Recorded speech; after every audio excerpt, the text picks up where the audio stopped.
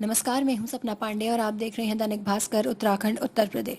विकासनगर स्थित ब्लॉक सभागार में घरेलू हिंसा के खिलाफ चल रहे हिंसा के अंधियारे से आशा के उजियारे तक कार्यक्रम का आयोजन किया गया। इस मौके पर मुख्य अतिथि ब्लॉक प्रमुख सरदार जसविंदर सिंह ने कहा कि जिस तरीके से आज यहां महिलाओं ने अपने ऊपर होने वाली हिंसा को लेकर खुद सामने बात रखी है, उससे साफ दिख रहा है कि महिला सशक्तिकरण एवं बाल विकास विभाग की ये पहल सार्थक हो रही है। पूरी खबर जानते हैं विकासनगर से हमारे संवाददाता महेश कुमार से। आज एक कार्यक्रम हुआ बाल विकास ने करा है महिलाओं को जागरूक के लिए, क्या कहिए? एक घरेलू हिंसा से संबंधित प्रोग्राम है और अभी ये प्रोग्राम जो हमने पिछले साल भी बहुत सारे किए, उससे पिछले साल इन प्रोग्राम्स के माध्यम से बहुत ज़्यादा जागरूकता आ रही है। लॉकडाउन के बाद से बहुत सारे केसेस आए हैं और अब सिर्फ महिलाएं नहीं बल्कि जो बच्चे हैं, किशोर किशोरियां हैं, वो भी शिकायत कर रहे हैं। और जैसे कि कुछ बच्चों के स्कूल उनके पेरेंट्स छुड़ा देते हैं, वो बच्चे भी आगे आके बता रहे हैं और उनको भी ये है कि स्कूल छुड़ाना उनके पेरेंट्स का अधिकार नहीं है, वो आप उनका अधिकार है स्कूल में जाना, वो इस बात को समझ रहे हैं। और जैसे बाल विवाह से संबंधित केसेस भी बच्चियों से संबंधित आ रहे हैं, तो इसी जन जागरूकता अभियान से आ रहे हैं। मैं इसमें ये बात कर रहे हैं आप किस तरह की शिकायत कर पाएंगे आप लोगों से? जैसे घरेलू हिंसा में मतलब जैसे महिला का उत्पीड़न आ जाता है, कई प्रकार का होता है, शारीरिक, मानसिक, यौनिक, कई प्रकार के उत्पीड़न, आर्थिक उत्पीड़न, तो उस तरह की समस्याएं, कंप्लेंट्स आती हैं। बच्चों जैसे छोटे बच्चों से छेड़छाड़ की संबंधित आती हैं। अब मैक्सिमम क्या आता है कि जैसे बच्चे घर में बोझ बड़ा काम का, तो बच्चों का स्कूल छुड़ा दिया जाता है, उससे संबंधित केसेस आते हैं, या उनकी शादी जबरन जल्दी करा दी जाती है, तो इस टाइप के केसेस।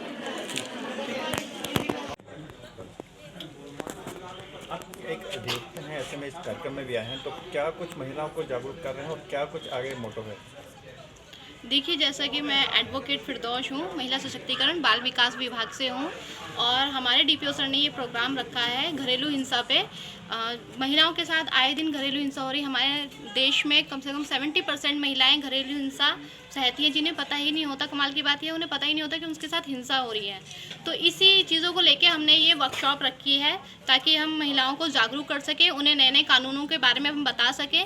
और जैसे कि अभी हमारे हाल ही में सुप्रीम कोर्ट की गाइडलाइन आया है कि पहले पूर्वजों की संपत्ति में जो हिंदू महिलाएं होती थी, बेटियां होती थी, उन्हें कोई राइट्स नहीं होता था, लेकिन अब उन्हें पूर्वजों की संपत्ति में भी राइट्स मिल चुका है। और हिंसाओं के बारे में हमने जैसे जागरूक कर रहे हैं कि इस प्रकार की हिंसाएं होती हैं, ताकि आप जागरूक होएं। और पॉक्सो एक्ट के बारे में हमने उन्हें गुड टच बैड टच के बारे में बताया है कि जिसमें महिलाएं भी अगर किसी बच्चे को किसी गलत तरीके से टच करती है तो वो भी एक क्राइम होता है। और इसी चीज़ों को लेकर आज हमने एक ये वर्कशॉप। मैम, आपने अभी कहा है कि घरेलू हिंसा को लेकर है, तो उसको किस तरह से जो रोका जा सकता है घरेलू हिंसा को? घरेलू हिंसा की जब तक महिलाएं खुद जागरूक नहीं होंगी, खुद अपने ऊपर डिपेंड नहीं होंगी, तब तक महिलाओं को जागरूक नहीं किया जा सकता। महिलाओं को इसके लिए क्या है, घर से बाहर निकलना बहुत ज़रूरी है, डिपेंड होना बहुत ज़रूरी है, चीज़ों को खुद करना ज़रूरी है। जब तक वो खुद सब चीज़ों को नहीं करेंगी, तब तक महिला जागरूक कैसे होंगी? घर से बाहर निकलना बहुत ज़रूरी है। घर के अंदर रह के आप सब चीज़ें नहीं कर सकते। इसके लिए सबसे इम्पोर्टेंट बात है, महिलाओं को शिक्षित होना बहुत ज़रूरी है। एक महिला अगर शिक्षित हो गई तो वो 10 लोगों को शिक्षित कर सकती है। आपकी टीम कितने जो है दौरा कर रही है घर घर का, या किस तरीके से काम कर रही है इस चीज़ को लेकर? हमारी एक पूरी टीम है जिसमें हमारे वन स्टॉप सेंटर है। हमारी पूरी टीम में मेडिकल की सुविधा भी है, पुलिस व्यवस्था भी है, काउंसलिंग की हम सुविधा भी देते हैं, और कोर्ट में जब हमें कोई लीगल मामला आता है तो कोर्ट में भी हम इस चीज़ की सुविधा देते हैं। हिंसा को चल रहे हैं, तो इसके बारे में कैसे लोग? जी, पहले तो बताना चाहूँगी कि महिला सशक्तिकरण एवं बाल विकास विभाग की ओर से हिंसा के अंधेरे से आशा के उजाले तक कार्यक्रम जगह जगह आयोजित किया जा रहा है। ये हमारे डीपीओ अखिलेश मिश्र जी की पहल है, जिसकी मैं बहुत सराहना करती हूँ। और इस प्रोग्राम में महिलाएं, उनका खास जो प्रयास है कि जो महिलाएं घरेलू हिंसा से पीड़ित है, उन्हें एक अलग एनवायरनमेंट दिया जाए, कुछ नया उनके साथ किया जाए। क्योंकि हर महिला आती है, गंभीरता के साथ कार्यक्रम सुनती है, अटेंड करती है, और घर जाके फिर वही रोनी सूरत लेके घर में बैठी रहती है। तो उन्हें कुछ सीख के साथ, कुछ जानकारी के साथ, कुछ नए तरीके से एंटरटेन कर रहे हैं। इंस्पिरेशन पीआर एंड इवेंट्स को इसकी जिम्मेदारी मिली है। और घरेलू हिंसा संबंधी जानकारी देने के लिए हमारे साथ advocate, counsellor, one stop centre से पूरी टीम आई हुई है। कहाँ कार्यक्रम चल रहा है और क्या कुछ रहेगा आगे कार्यक्रम में? जी, अभी ये जिले भर में पूरी 5 जगहों पे कराए जा रहे हैं। अभी तक हम लोग देहरादून के क्लेमेंट टाउन में, डोईवाला में, कालसी में इसे आयोजित कर चुके हैं। आज विकासनगर में चौथा प्रोग्राम है और इसके बाद हम लोग सहसपुर में, फिलहाल जिले में सहसपुर में करा के इसका समापन करेंगे। मैम, दुर्गम में सबसे ज़्यादा शिकायतें मिलती है, इसके लिए किस तरह करेंगे बाल विकास? इसके लिए तो देखिए विभागीय अधिकारी या विभागीय लोग ज़्यादा जानकारी दे सकते हैं दुर्गम, लेकिन जहाँ तक हम अभी हम लोग भी विभाग में देख रहे हैं, पत्रकार होने के नाते जानकारियाँ मिलती रहती है, तो उनका विशेष फोकस है डीपीओ साहब का कि चक्राता जैसे क्षेत्रों में जाया जाए और वहाँ महिलाओं के बीच में भी जल्दी हम एक कार्यक्रम का आयोजन करने वाले हैं। प्रयास किया जा रहा है, क्या लगता है और क्या कुछ आगे इसमें कदम उठाना चाहिए?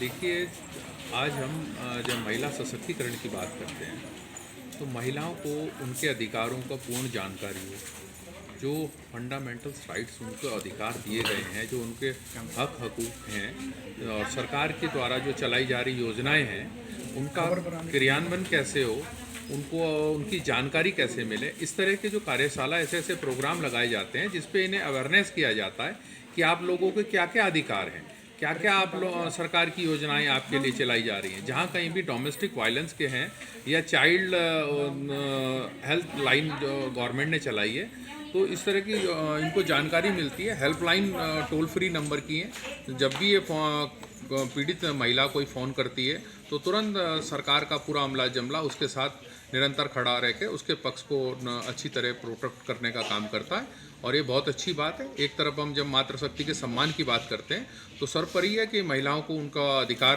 पूर्णतः मिलना भी चाहिए।